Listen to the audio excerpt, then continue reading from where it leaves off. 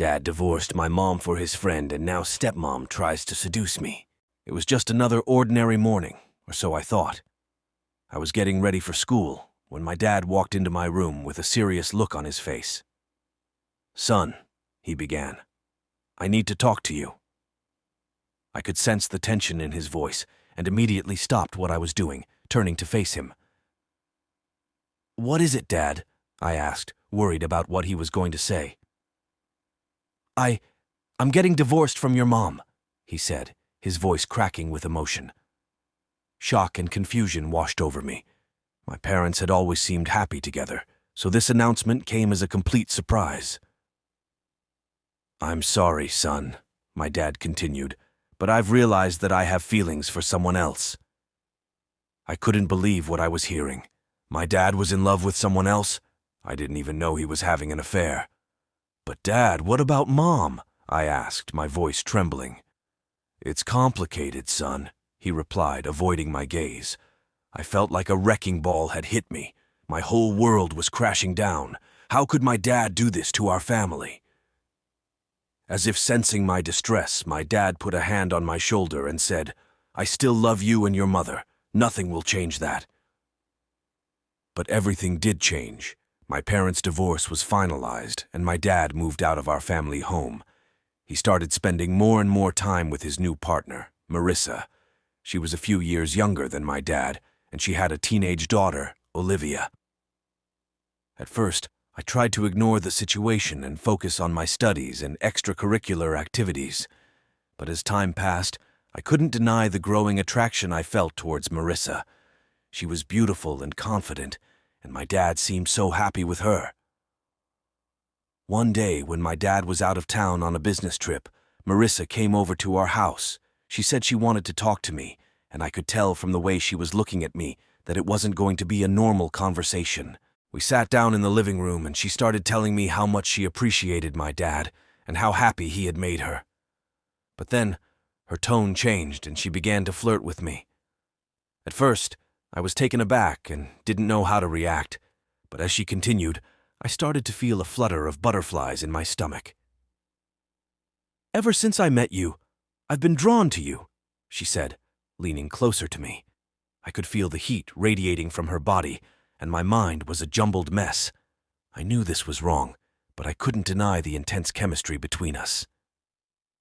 "Marissa, please stop," I finally managed to say, pulling away from her.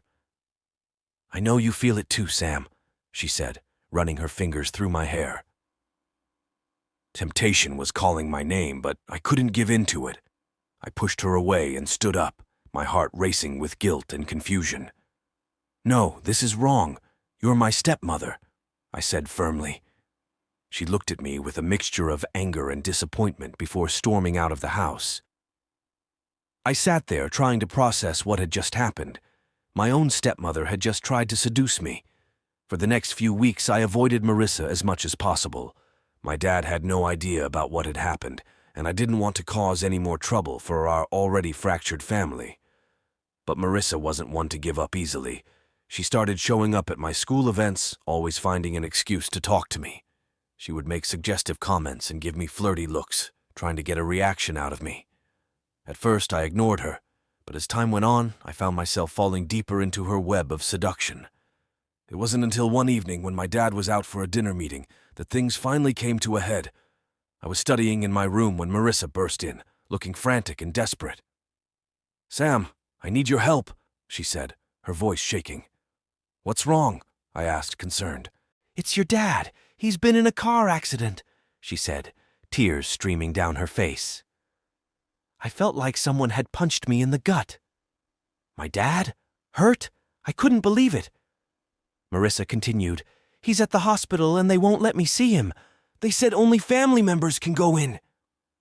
Without another thought, I grabbed my keys and we rushed to the hospital. Marissa was crying the whole way, and I couldn't help but feel sympathy for her. When we arrived, the doctors told us that my dad was in surgery, and they didn't know if he would make it. I was in shock. I couldn't lose my dad, not after everything else that had happened. Marissa was beside herself with grief, and in that moment, I couldn't help but comfort her. We hugged, and in that moment, All the boundaries and consequences faded away. Days turned into weeks, and my dad eventually recovered from his injuries.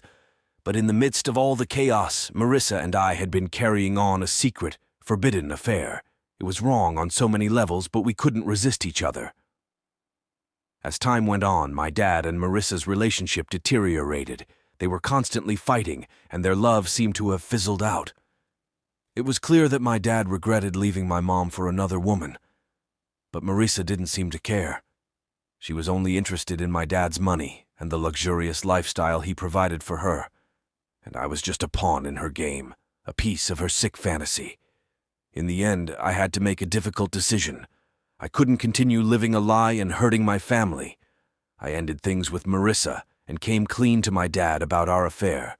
He was devastated and couldn't believe that I had betrayed him like that. But deep down, I knew that it was Marissa who had seduced me. She had taken advantage of my vulnerable state and manipulated me into this forbidden relationship. I couldn't take back what had happened, but I could learn from my mistakes and move forward. My parents eventually reconciled, and my dad ended things with Marissa, realizing that she had never truly loved him. It was a long and difficult road, but our family eventually healed and became stronger. I had learned my lesson about the dangers of temptation and the consequences it can bring. As for Marissa, she had moved on to her next target, but I couldn't help but feel sorry for whoever that poor soul may be.